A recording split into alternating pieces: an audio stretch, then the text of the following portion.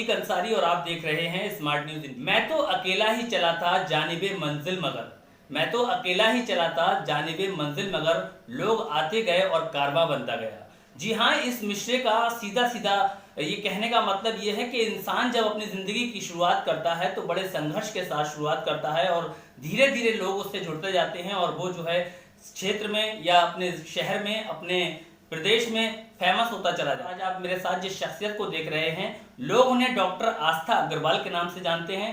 और आपको बता दूं एक बड़ी बात कि 2019 में ये मिसेज यूनिवर्स और 2019 में ही ये मिसेज इंडिया का खिताब हासिल कर चुकी है। और एक बड़ी बात यह है कि ये पेशे से एक डॉक्टर हैं और एक डेंटल सर्जन हैं। श्री गंगाचरण हॉस्पिटल में अपनी प्रैक्टिस को अंजाम दे रही हैं और इसके साथ ही साथ एक वरिष्ठ समाज सेवी मानी जाती हैं। लगातार लोगों से जुड़कर उनके लिए काम करना इनकी प्राथमिकता है और लगातार ये क्षेत्र में निकलकर लोगों की समस्याओं को जानकर उनका हर संभव उनकी परेशानियों को दूर करने की कोशिश करती हैं।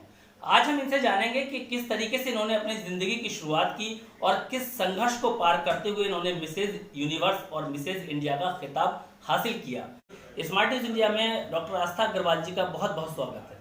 मैंने मोटा मोटी आपका कुछ इंट्रो देने की कोशिश की है। मैं चाहूँगा कि आप इसमें कुछ इजाफा अगर करना चाहें तो कर सकती हैं, उसके बाद हम विषय पर आते हैं। जी, मैं डॉक्टर आस्था अग्रवाल और मैं एक डेंटल सर्जन हूँ। मतलब मेरी जो स्पेशलिटी है वो है पेरियोडोंटिस्ट एंड इम्प्लांटोलॉजिस्ट। पेरियोडोंटिस्ट मतलब पायरिया रोग विशेषज्ञ या जो आप कहें मसूड़ों का जो स्पेशलिस्ट डॉक्टर होता है, तो मैं उसमें पोस्ट ग्रेजुएट हूँ। और इम्प्लांटोलॉजिस्ट जो आजकल स्क्रू वाला लोग को पता है कि दांत लगते हैं उसकी। सो मैं बेसिकली एक डेंटिस्ट हूँ। हाँ, और शौकिया तौर पे मैंने एक एक्सपीरियंस के तौर पे 2019 में जून में बॉम्बे में पार्टिसिपेट किया था सैवी मिसेस इंडिया, जिसकी मैं सेकंड रनर अप रही थी। और उसके बाद मैंने इंडिया को चाइना में रिप्रेजेंट किया था ग्वांगझाओ में दिसंबर 2019। तो वहाँ मैंने मिसेस एस्थेटिक लेडी यूनिवर्स का भी क्राउन जीता था। तो ये मेरी एक छोटी सी जर्नी थी from Mrs India to Mrs Universe stage. और उसके बाद मैं लगातार काफ़ी सारे स्टेजेस पे गई हूँ, काफ़ी सारे मंच पे गई हूँ। मुझे बुलाया गया है, सब मोटिवेशनल स्पीकर भी बुलाया गया है। और जो वो मेरा ट्रांसफॉर्मेशन रहा from a dentist, from a mother of 2 kids, family संभालते हुए, घर संभालते हुए, क्लिनिक संभालते हुए आप एक ऐसी लाइन में एंटर करते हो जिसमें स्पेशली अगर हम बात करें अपने बरेली और छोटे शहरों की, कि महिलाएं जल्दी नहीं जाती हैं या उन्हें नहीं भेजा जाता है। तो आई एम फॉर्चुनेट इनफ कि मुझे वो मौका मिला और मैं वहाँ पे गई और मैंने शायद कहीं ना कहीं अपने छोटे शहर की जो इमेज है कि छोटे शहर की लड़कियाँ नहीं जाती हैं उस मंच पे, उसको कहीं ना कहीं तोड़ने की कोशिश करी अपने कंफर्ट जोन से बाहर आके, जिसका क्रेडिट मैं हमेशा अपने आसपास के लोगों को और अपनी फैमिली को देती हूँ कि उन्होंने मुझे हमेशा इनकरेज किया कि नहीं, आप करिए, आप कर सकते हैं। अगला सवाल मेरा मैम से ये है कि जिस तरीके से आपने मिसेज यूनिवर्स और मिसेज इंडिया का खिताब हासिल किया, बरेली सहित पूरे हमारे देश को गौरवान्वित किया, तो मैं चाहूँगा कि हमारे दर्शकों को आप ज़रा बताएं कि आपने किस तरीके से अपने इस करियर की शुरुआत की। मैंने इसके लिए कभी कुछ सोचा नहीं था। हालांकि हर लड़की का ख्वाब होता है कि उसके सर पे एक ताज सजे, हर लड़की चाहती है जब हम टीवी देखते हैं या कुछ, लेकिन मैंने कभी ऐसा सोचा नहीं। हालांकि मेरे स्कूल हो चाहे मेरा कॉलेज हो, तो हमेशा मिस फेयरवेल होता है, मिस फ्रेशर्स होता है। मैं अपने कॉलेज में मिस सरस्वती डेंटल कॉलेज भी थी, मिस एक्सेलर्शियस भी थी। मैं पीलीभीत की बेटी हूँ, बीसलपुर की बहू हूँ और रहती बरेली में हूँ। तो हमेशा चाहे पीलीभीत में हो स्कूल में, चाहे मेरी पूरी एजुकेशन है वो लखनऊ से है, तो मैं लखनऊ के ऑन स्टेज रही हूँ हमेशा। तो वो चीज़ें मेरे लाइफ में हमेशा से थी। लेकिन मैंने कभी ये कल्पना नहीं की थी कि मेरी शादी के बाद स्पेशली कि मुझे एक ऐसा ग्राउंड मिलेगा और मैं कभी मिसेस इंडिया में पार्टिसिपेट करूँगी। तो उसके लिए मेरी कुछ फ्रेंड्स ने रजिस्ट्रेशन किया, मेरी फ़ोटोग्राफ्स अपलोड करी। मेरे पास कॉल आया तो मैंने सोचा कि नहीं, घर वाले परमिशन नहीं देंगे तो ऐसा काम क्यों करना है, वो बात नहीं करनी चाहिए। लेकिन मेरे घर वालों का कहना था कि ऑडिशन देने में कोई दिक्कत नहीं है, अगर आप ऑडिशन दोगे तो आपको पता चलेगा आप कहाँ स्टैंड करते हो। ज़्यादा से ज़्यादा क्या होगा, कुछ नहीं होगा, तजुर्बा होगा। संडे का दिन था, दिल्ली ऑडिशंस होने थे, तो हम ऑडिशन देने चले गए। तो हमने ये सोचा नहीं था कि फ्रैंकली मैं बताऊं कि ऑडिशन मैं क्लियर करूंगी, लेकिन बाय गॉड्स फॉर्चून मैंने उसको क्लियर किया। और फिर मुझे लगा कि जब करना ही है, जब फिनाले में पार्टिसिपेट करना ही है, तो फुल तैयारी के साथ आपको पार्टिसिपेट करना चाहिए। कोई भी काम आप करें तो आप उसको पूरी शिद्दत से करें, वरना आप वो काम ना करें। तो उसी शिद्दत के साथ मैंने तैयारी करी। मैंने अपना वज़न भी 20 किलो मैंने अपना वज़न घटाया था तब 4 महीने में, और वो मेरे लिए सबसे डिफ़िकल्ट टास्क था। बट धीरे धीरे धीरे धीरे आप करते गए, आपका कॉन्फिडेंस लेवल बढ़ता गया। फिर मैंने मिसेस इंडिया किया। जब मैंने मिसेस इंडिया किया था तब मैंने ये भी कल्पना नहीं की थी कि मैं विनर रहूँगी और उसके बाद मैं किसी भी इंटरनेशनल पेजेंट के लिए जाऊँगी, लेकिन मुझे वो भी मौका मिला। तो आपको अपनी हर चीज़ पे काम करना होता है लगातार। मैंने अपनी ब्यूटी पेजेंट की जर्नी से सीखा कि आप लगातार कोशिश करते रहें खुद को इम्प्रूव करने की। ये आपकी लाइफ का मोटो होना चाहिए। अगर आप खुद के इम्प्रूवमेंट पे काम करते रहते हैं तो आप कहीं ना कहीं एक बेटर जगह हर बार स्टैंड करते हैं। एक डॉक्टर होते हुए भी, एक डेंटल सर्जन होते हुए भी इन्होंने अपने शौक और अपने पेशे को कैसे मैनेज किया, कि अपने आप में एक बड़ी बात है, और जानेंगे किस तरीके से इन्होंने कोशिश की। जी, मैं हमेशा ये मानती हूँ जहाँ चाहा वहाँ रहा। लाइफ में किसी भी चीज़ के लिए कभी कोई एक्सक्यूज़ नहीं होता। आपको डेंटिस्ट्री भी करनी है, वो आपका प्रोफेशन है, आपने इतनी मेहनत से इतने साल लगा के वो डिग्री हासिल की है। आप अपने परिवार को निगलेक्ट नहीं कर सकते, वो आपका हिस्सा है। आप अपने शौक नहीं छोड़ सकते, क्योंकि आप जिएंगे कैसे? इंसान शौक छोड़ देगा तो वो खुश कैसे रहेगा? तो हर चीज़ जब आप सोच लेते हैं कि हर चीज़ आपके लिए ज़रूरी है, तो आप हर चीज़ के लिए समय निकालते हैं और हर चीज़ को बैलेंस करते हैं। तो वही मैं करती हूँ। मुझे लगता है कि हर व्यक्ति जो अपनी लाइफ में, हम हर कोई, चाहे आप हो चाहे मैं हूँ, हर व्यक्ति जो जो काम वो करना चाहता है उसके लिए वो समय निकाल लेता है। तो मैं सिर्फ इसी आइडियोलॉजी पे बिलीव करती हूँ, जहाँ चाहा वहाँ रहा, और जिसे जो जब करना होता है वो उसके लिए रास्ते बना लेता है। तो मैंने भी, शायद मुझे वो करना था, तो चाहे मैं 4 घंटे सोऊं चाहे मैं 3 घंटे सोऊं, मुझे कोई काम करना है तो उसे करना है। जी, जहाँ चाह वहाँ रहा। कोई भी काम इंसान के लिए असंभव नहीं है, बशर्ते उसको मेहनत और लगन होनी चाहिए उसमें, उस काम को करने की। उसी के बाद वो सफल इंसान बन सकता है। ये तो बात थी इनके ब्यूटी कॉन्टेस्ट की, जहाँ पर इन्होंने इंडिया के लिए रिप्रेजेंट विदेशों में किया और हमारे देश को गौरवान्वित किया। अगला सवाल मेरा इनके पेशे से जुड़ा हुआ है। जैसे कि आजकल भागदौड़ भरी ज़िंदगी में हम लोग अपने दांतों का ख्याल नहीं रख पाते हैं और बहुत सी बीमारियों का शिकार हो जाते हैं। तो हम जानना चाहेंगे कि दांतों के ख़राब होने का क्या कारण है। कीड़ा लग जाता है, कई बार मसूड़ों से खून आने लगता है, तो किस तरीके से ये क्या कारण है और उसका क्या इलाज है? इसके मैं ये कहना चाहूँगी, सिंस मैं एक ब्यूटी पेजेंट से भी जुड़ी हूँ, या कहिए मैं एक मिसेस इंडिया रही हूँ, तो मैं मानती हूँ कि जो स्माइल होती है, जो दांत होते हैं, वो आपके बहुत मेजर रोल प्ले करते हैं। नॉट ओनली ब्यूटी कॉन्टेस्ट, आपके नॉर्मली लाइफ में भी। मतलब स्माइल आपका एसेट होता है, और स्माइल इज आपके दांतों की वजह से आपकी स्माइल होती है। तो दांतों की केयर हमें उतनी ही करनी चाहिए जितनी हम अपने बाकी बॉडी के बारे में सोचते हैं। तो दांतों की देख रेख मैं सबको ये सलाह दूंगी, being a dentist, being a beauty pageant winner, कि दांत बहुत एसेंशियल हैं। अगर आप नॉर्मली अपनी प्रॉपर दांतों की केयर करते हैं, नॉर्मल क्लीनिंग करते हैं, टाइमली कुल्ला करते हैं, स्टिकी फूड्स ऐसे नहीं खाते हैं, जो चिपकने वाली चीज़ें होती हैं वो नहीं खाते हैं, और अपने हर 6 महीने में अपने डेंटिस्ट को एक बार दिखा देते हैं, क्योंकि कभी याद ऐसा होता है कि आपको नहीं पता है कि आपके दांत में क्या प्रॉब्लम हो रही है, लेकिन हम जब वो देखेंगे तो हम बता सकते हैं कि अभी ये इनिशियल स्टेज है और ये प्रॉब्लम बढ़ने वाली है।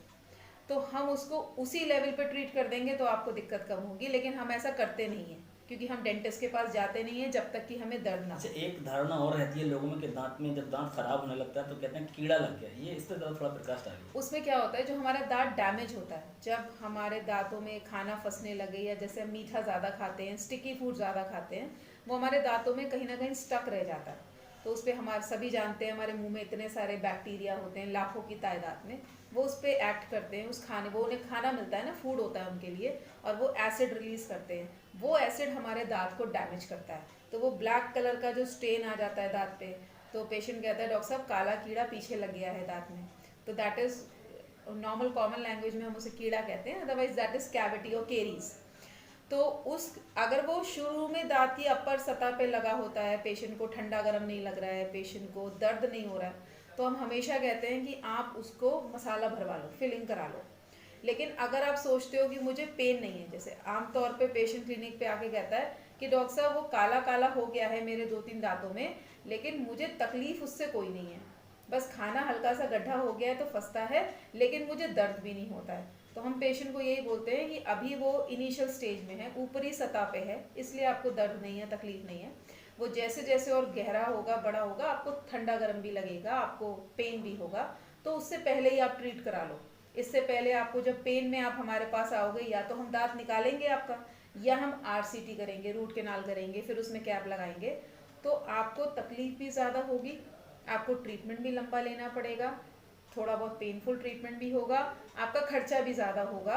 तो इनिशियल स्टेजेस में अगर हम डॉक्टर विजिट कर लेते हैं, डॉक्टर को दिखा लेते हैं और ट्रीटमेंट करवा लेते हैं, तो हर तरह से पेशेंट को उस चीज़ का बेनिफिट मिलता है। आप प्रॉपर ब्रशिंग करिए, और आपको कहीं भी लगता है मेरे खाना फंस रहा है या हल्का सा कोई छेद हो रहा है, तो आप अपने डेंटिस्ट को जाके शुरू में ही दिखा लीजिए, तो वो वहीं पे उसका उसी समय ट्रीटमेंट हो जाएगा और आपकी प्रॉब्लम नहीं बढ़ेगी। एक बार देखने को मिल रहा है कि अब दांतों में, मसूड़ों में कैंसर की एक प्रक्रिया और एक कैंसर जैसी बीमारी अपना रूप ले लेती है, तो इससे कैसे बचा जा सकता है और इसका क्या इलाज है?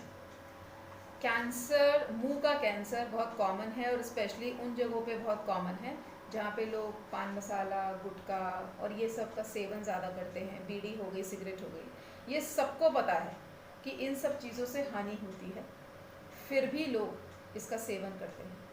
तो दांतों में एज सच कैंसर नहीं होता है, दांत हार्ड स्ट्रक्चर होता है, लेकिन हाँ मुंह का कैंसर होता है। मुंह में कहीं भी अगर आपके छाला बन रहा है, कई बार ऐसा होता है कि आपका जो दांत होता है, स्पेशली पीछे की जो दाढ़ें होती हैं, उसमें वो कहते हैं पेशेंट्स कुछ कि वो डॉक्टर साहब गड़ता है, हमें कोना उसका शार्प हो गया है, दांत का जो एज है वो कॉन्स्टेंटली जब आपके एक पॉइंट पे गाल पे लगता रहता है, तो वहाँ पे वो एक अल्सर कर देता है।